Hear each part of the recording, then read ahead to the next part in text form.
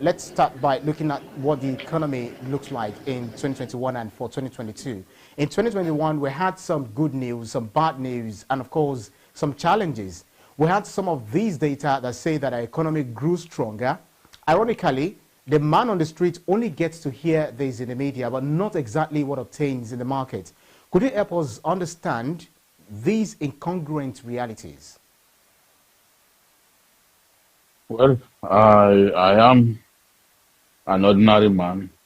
I am an ordinary Nigerian, and I am very practical when it comes to talking about the economy.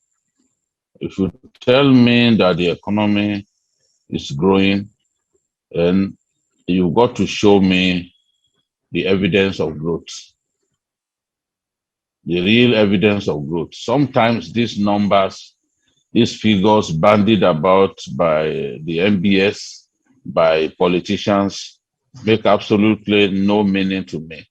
I am connected to the ordinary man on the streets, and the well-being of the ordinary man is my own barometer of judging how well the economy is doing.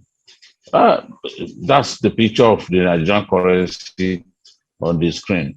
And you ask yourself, what is the purchasing power like now? The Naira has consistently slipped against other currencies of the world, including the currencies of countries around us. Our currency has become extremely weak. I don't know how anyone can encourage, get Nigerians to think that the currency is strong at this time, when all you need to look at is the current exchange rate. Current exchange rate to the dollar. It continues to hover between, let's say, 565 to 560 in the unofficial market, which is the black market. Of course, the black market is the closest to reality. Now, people have suggested that what needs to be done is for the gap between the official and unofficial markets to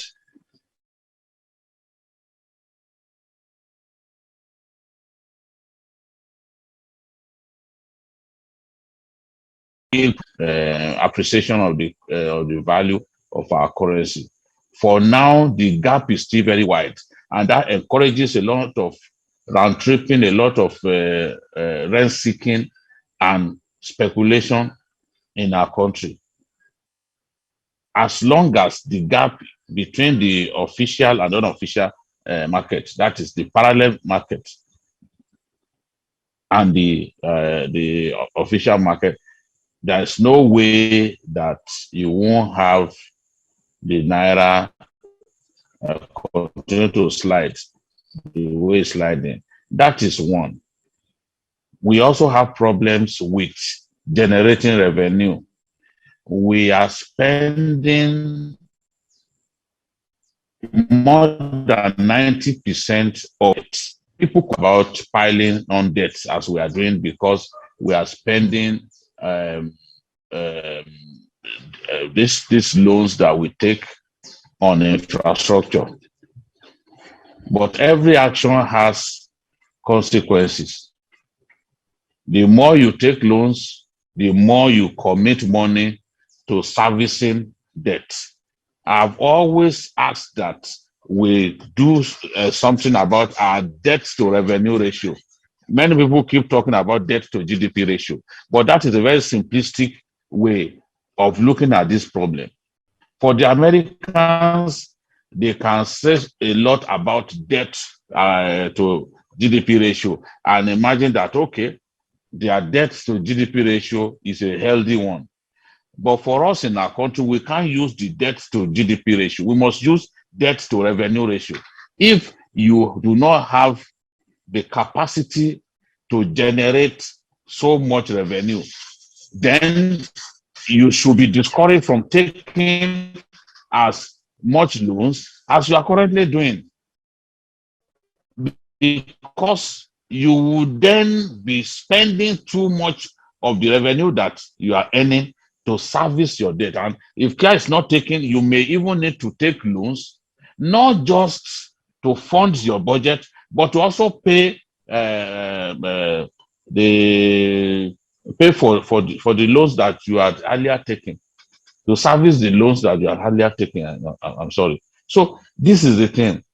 Many of our manufacturing concerns are already dying. Many of them are closing shop. You need to speak with the Manufacturers Association of Nigeria.